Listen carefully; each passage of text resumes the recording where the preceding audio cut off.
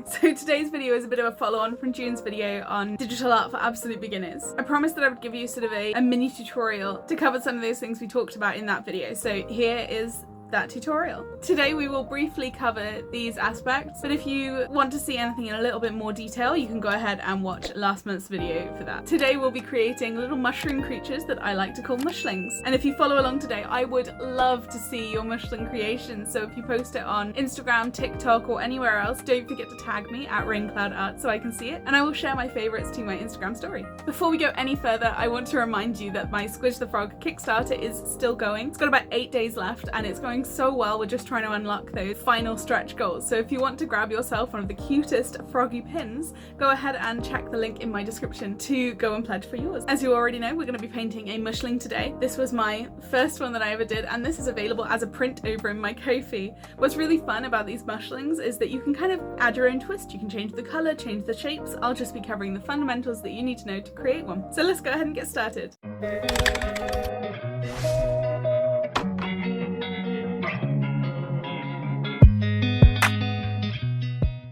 Start with making a canvas, and if you watched my last video you'll know exactly how to do that. But just press the plus and then either choose one of the ones you've got or make your new one. I use an A3 canvas for mine. So the first thing we're going to do, and it's going to sound really weird, you're going to leave, not me, the canvas, because I hate when I finish a painting, I go to export it and I haven't even named it yet. It's really annoying to me. But next we're going to add a paper texture to the artwork. So add a new layer. Go to your settings, add and insert a file. And here you need to find any paper textures you have saved. If you don't have any, I will leave one in the description that you can download. I'm going to use a watercolor paper texture, and then I'm just going to resize it so that it fills the page. I'm overlapping a little bit, it doesn't really matter.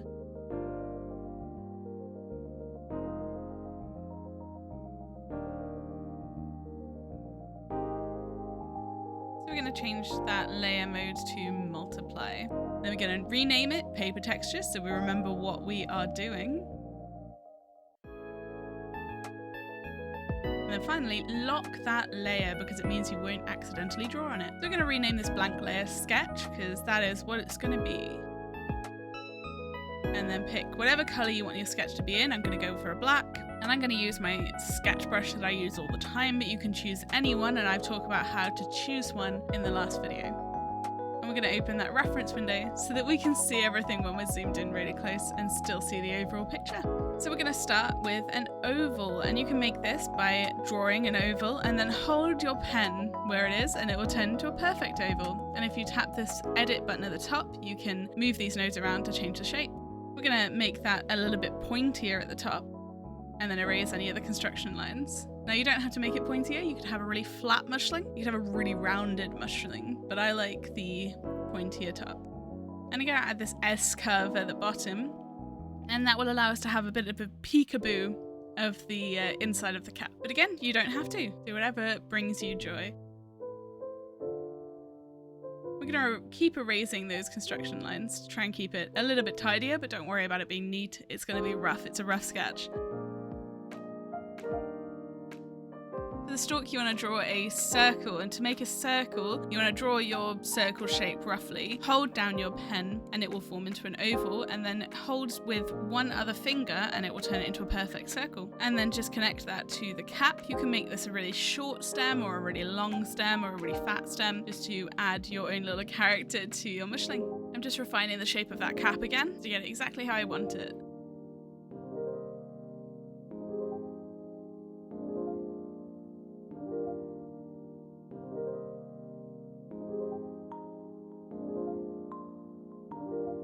And that's the mushroom. Now I'm going to resize that because it's a little bit big. Now we can add his limbs. We're going to start with the feet or the legs, depending on if you have it standing. Mine is sitting down, so I'm going to draw these little ovals for his feet, in the same way that we drew the oval for the cap.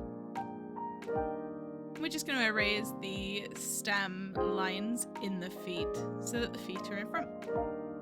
Now we're going to draw some tiny little stumpy arms. He's waving, because I thought that would be cute. And now we're going to make a new layer to draw the face on, and this is really important and you'll find out why in a minute. But I'm just going to draw a very simple face with 2 dots for eyes and a tiny little smile. And this is why we put it on a separate layer, because it means that we can move it around and use our reference window to see where we like the face the best. Now I really like it in the middle, and I think I'm going to make it a little bit bigger for the cute factor.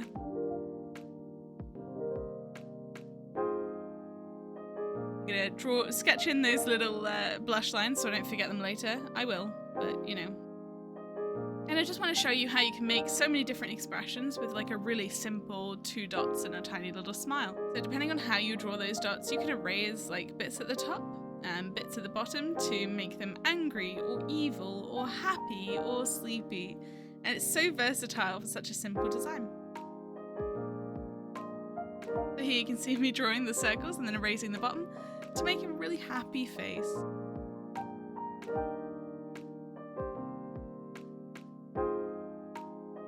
So now I'm just going to draw a little bit of grass around him for the ground, but you don't have to do grass.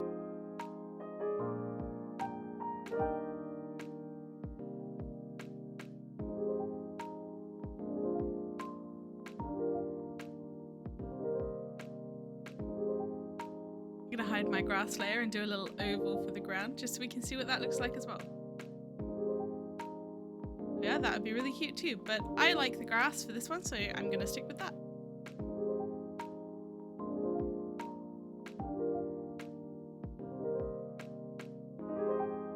Now I'm going to draw him a couple of little friends, so I'm going to do a little butterfly hovering by his hand.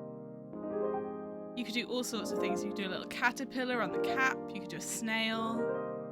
I'm going to do a butterfly and a little bumblebee. The bumblebees are really fun. Just draw an oval, 2 lines for the stripe in the middle, tiny little dot for an eye, and then 2 little rounded ovals for wings. And then I always like to do this little dotted trail. I think it's really cute. So that's our sketch. We're going to group all of those layers together. And then we're going to rename them sketch. And then the important thing here is duplicate them, hide the bottom one, and then flatten the top one. That way you can always go back if you mess up in the future. So the next stage is cleanup. You can just do a layer on top and do line art, but I always just like to clean up my sketch layer, and I do this by erasing and drawing over it until it is a neat line. Obviously, if you try and colour this in, where are you putting your colour? You just don't know because there's lines all over the place. So I'm just drawing in the line and then erasing around it to make sure that it's nice and neat. That is how I clean up my sketches. There's not really a science to it. It's just kind of do it and hope. But yeah, you can quite easily just make a line art layer on top if you prefer to work that way. I just really like the slightly messier vibe of a sketch. I love seeing sketches through artwork. Lord Grizz does it, Lewis does it, and I really love how it looks when you see the sketch through the final piece. Comment below what colour you would make your mushling, because at this point I really hadn't decided. I did not know what colour I was doing. But I think that's the joy of it. Like, mushrooms come in so many different colours and so many different shapes. So there's so many options. And also you don't have to stay true to life. He's a little mushroom creature. This is one of my favourite parts of the process. I just really enjoy how therapeutic it is just tidying up the sketch.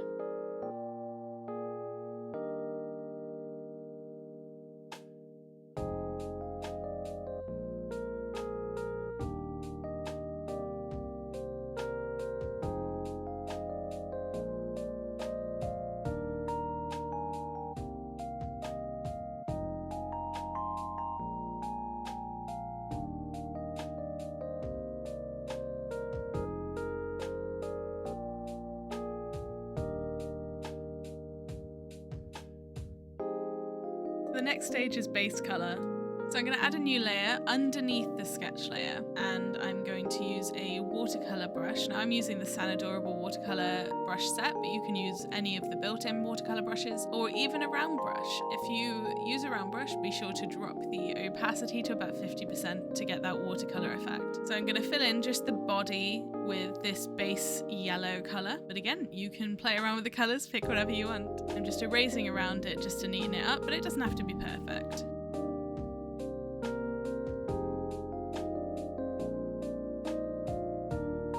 Now we're going to add a new layer on top. We're going to pick a colour for the cap of the mushroom. And again, you don't have to be neat, just fill it in.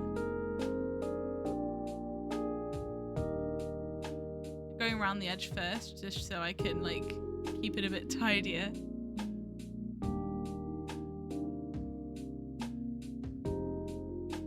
And be sure to sort of pick your pen up and drop it down a couple of times. It'll give you a lot more texture and a lot more of that watercolor vibe.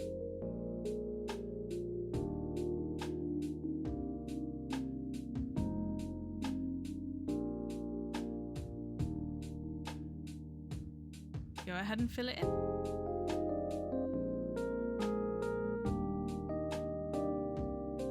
Now we are going to use a blending brush in this base color stage, but be sure to only use it on really harsh edges and very lightly. We don't want to overblend this. We want to keep that really nice watercolor finish. So just gently pull that blending brush along any really harsh edges.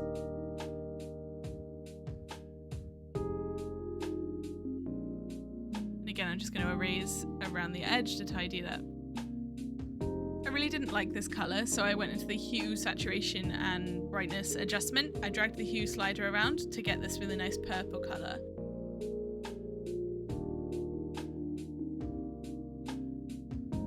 And I'm much happier with that. I think it's much cuter, but I am excited to see what you'll come up with. So I'm just filling in this side again. It's the same colour, I'm just trying to sort of fill it out a bit. It was a little bit too light on the edge. Now we're going to add a new layer for the grass. A really nice sort of lime green.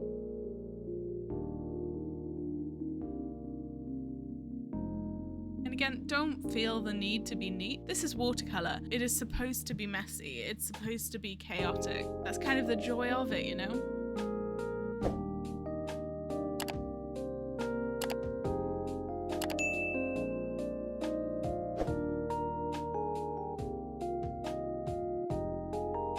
On a new layer for each item, I'm going to do the bumblebee and then his wings on a separate layer.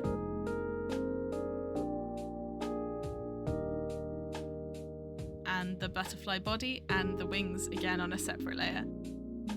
And this is important, it means that we'll be able to do the shading and everything later. So I'm changing the sketch layer to multiplied and dropping the opacity just to blend it in a little bit better. And then we're going to start on the shading. So we're going to rename the body, just so I remember what I'm doing. Make a new layer with a clipping mask and set it to multiply. And if you remember from the last video, this is a brilliant option for shadows. So we're going to pick a slightly darker colour and slightly to the left on the hue slider. Sliding across on the hue slider will add more dimension than if you just try and drop the saturation, which just makes it kind of look a bit flat. So I'm just using this sort of orangey colour to do any shadows. So wherever shadows would lie on this picture are where I'm going to be doing it.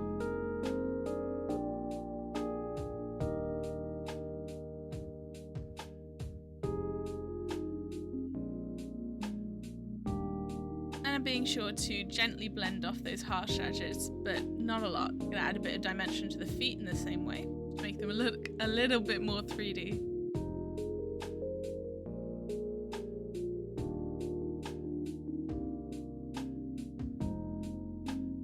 Add a nice shadow underneath the cap there as well, because obviously that is going to leave quite a big shadow. Now you don't need to blend this, and I kind of think I shouldn't have, but I did, so. And I'm just going to shade in those hands as well. You can see how this is really bringing in quite a lot of dimension to the piece. Like, even though it's very simple, it looks much better now already. So we're going to add another layer for the highlights. This is again a clipping mask, but this time the blending mode will be soft light. We're going to pick a white because this is such a light base color. We're going to need a white to be able to stand out. For some reason I did the highlights on the wrong side. This should be on the other side based on my light source, but it is what it is.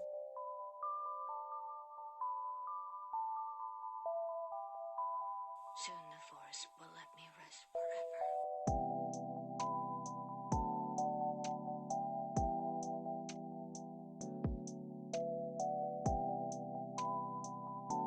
So we're gonna merge those layers by pinching them together, and that's just gonna help us keep the amount of layers down. And now we're gonna do the same for the cap. So we're gonna add that new layer with a clipping mask on multiply for the shading. And again, I'm gonna go slightly left on that hue slider to bring us to a slightly more blue tone for the shading.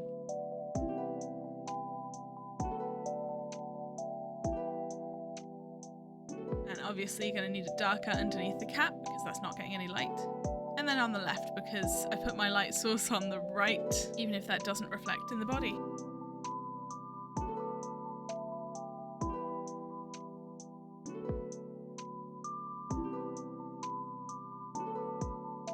Be sure to share yours on social media like Instagram, TikTok, anywhere, and tag me at RAYNCLOUD Art so I can see them. I'm honestly so excited.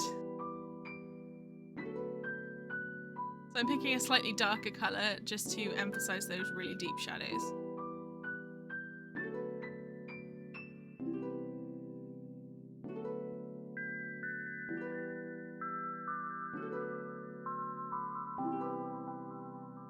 And we're going to do a highlight in the same way as before, so clipping mask, soft light. And we're going to pick something slightly to the right on the hue scale, which is slightly pink and a bit lighter.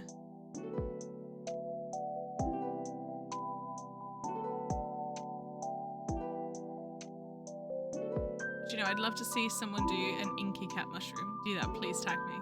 I really want to see.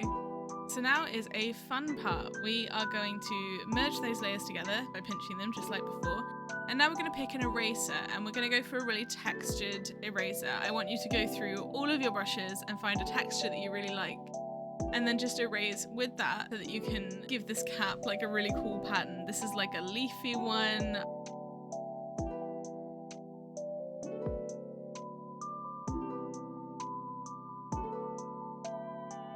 I also tried like a wood grain.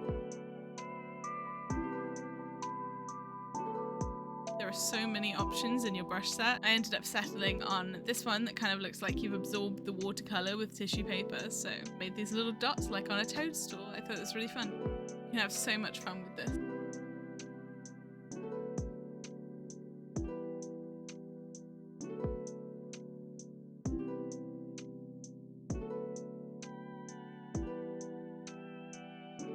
Now we're just going to go back to the shading, so shading the grass with the clipping mask. And again, you notice that that green that I've chosen is slightly closer to a turquoise or a blue.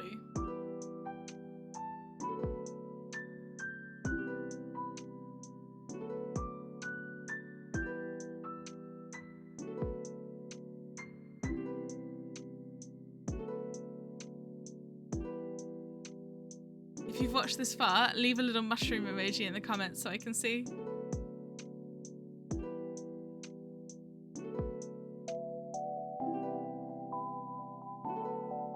I'm using a more yellow tone to highlight.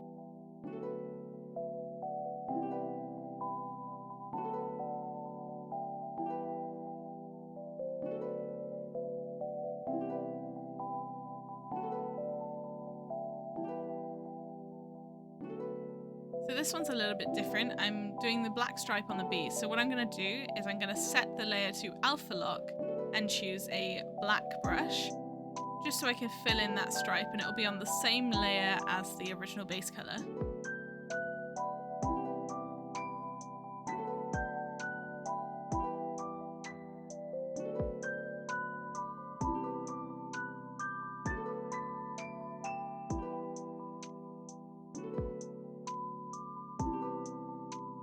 Now we're just going to carry on like normal with the multiply clipping mask to add the shadow.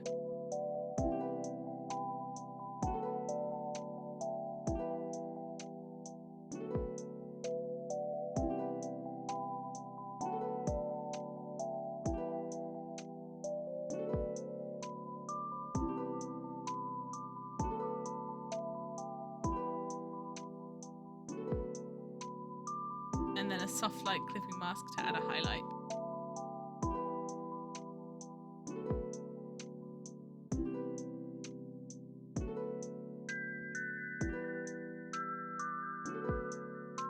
And then I'm just going to make the wings alpha lock and add a darker blue to the back wing to make it look like it's a little bit further away.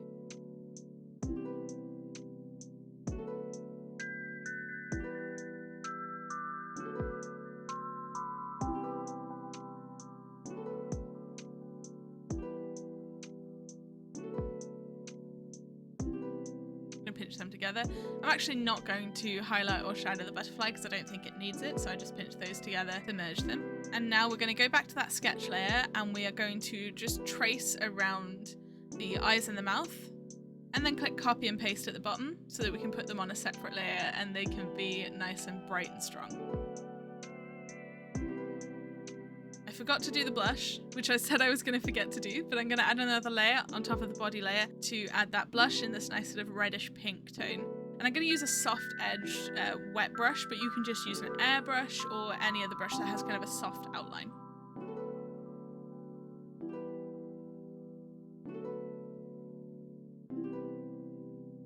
Doesn't he just look cuter with that? Yeah, that was a little bit too dark, so I'm just going to use the hue, saturation and brightness to just soften it up, brighten it up a little bit so it's not quite as heavy.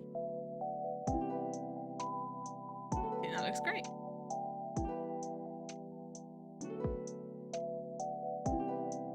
So I'm going to go back on the sketch layer and I'm just going to erase those blush lines.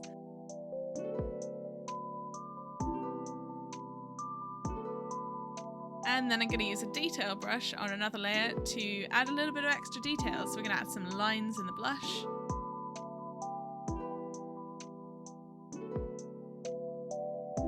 Some little movement lines around the hand. Around the little bee's wings. And I'm also going to use this to redraw that bee trail and a little face on the bee as well.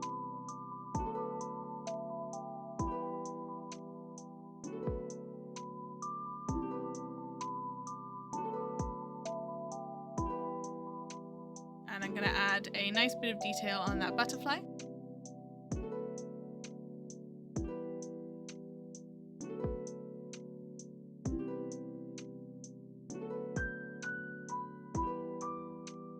And don't forget to add little antenna.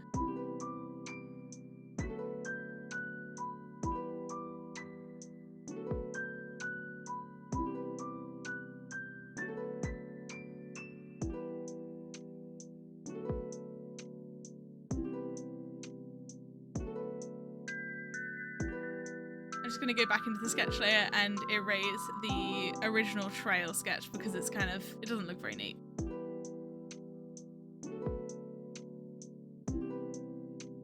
But then one of the most important parts is you need to sign it, and if you don't know how to make a signature stamp, watch my last video and I will explain that there. I'm just going to stamp my signature on there and we are done. Thank you so much for following along today, and please let me know what you think of this format of video because I'm not 100% sure on it yet. Don't forget to tag me at RAYNCLOUD Art on your Mushling creations when you post them so that I can see them. And if you love pins or frogs, don't forget to check out my Kickstarter.